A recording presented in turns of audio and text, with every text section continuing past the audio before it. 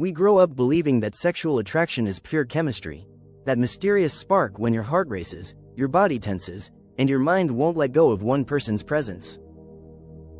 Society romanticizes this intensity, calling it passion, connection, or destiny.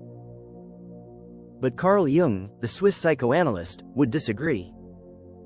For him, such overpowering attraction is rarely about the other person. Instead, it's about you, your shadow, your wounds, and the unhealed parts of your psyche. Attraction as projection. Jung believed that when we feel irresistibly drawn to someone, we are not encountering love, but projection. Each of us carries within an unconscious opposite, the anima in men and the animus in women. These inner figures represent the aspects of ourselves that we've denied, suppressed, or never developed. When someone in the outside world reflects these qualities, our psyche lights up. We feel as though we've found completion, but in truth, we're falling in love with the missing parts of ourselves. This is why attraction often defies logic. You may know the person is toxic, unavailable, or harmful, yet you can't resist them. Your unconscious mistakes them for the solution to your inner incompleteness. What feels like chemistry is actually a mirror, your shadow trying to show you what remains unresolved. The trap of familiar wounds. The most powerful attractions often recreate the deepest pains.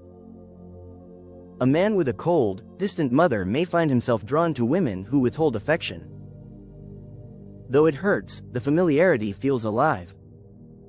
His unconscious whispers, "This time, maybe you'll win the love you never received." Similarly, women who grew up believing love must be earned often chase emotionally unavailable men. Rejection becomes fuel for obsession, because the psyche is trying to rewrite an old story. But this is not love, it's compulsion. Jung called it repetition, the unconscious recreating old wounds until we finally confront them. The pull doesn't come from who the other person is, but from the unresolved battle they represent. When desire becomes weaponized, this dynamic grows darker in a world where seduction can be manipulated. Some women, knowingly or not, learn to reflect a man's unconscious desires back to him. If he has never confronted his anima, the part of himself he's missing, he is vulnerable. He isn't choosing her, he's being chosen by his wound. And if she plays that role, he will surrender, mistaking projection for love. The same happens in reverse. Some women, shaped by their own wounds, weaponize desire to seek power rather than love. They may want to be worshipped, not cherished. Their sexuality becomes a tool of control, a way to dominate before intimacy exposes their true vulnerability. In these cases, attraction isn't a connection of souls but a performance, broken mirrors meeting, not whole hearts. Stories that repeat. Consider the man who continually falls for women who reject him. Each relationship ends in the same pain, abandonment, humiliation, invisibility. He knows they aren't good for him, yet he returns again and again. The reason? He isn't chasing them, he's chasing the ghost of his mother, trying to heal the childhood wound of neglect. Or think of the woman who only feels alive with dominant, emotionally cold men. Their indifference ignites her desire, not because it's healthy, but because it's familiar.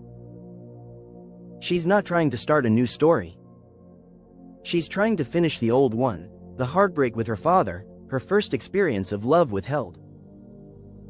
This cycle is addictive because the wound feels magnetic. It tricks us into believing obsession is passion, when in reality, it's possession. The psychology of addiction in love. Sexual attraction is one of the most powerful forces in the human psyche. But when combined with trauma, it becomes dangerous. We don't fall in love with people, we fall in love with the emotions they trigger. The spark we romanticize may actually be a scream from the past.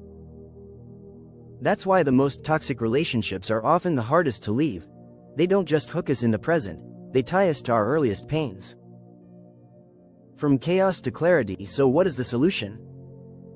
Jung didn't warn us about the shadow to make us fear desire, but to awaken us to it. The key lies in asking uncomfortable questions. What do I crave in this person, and why?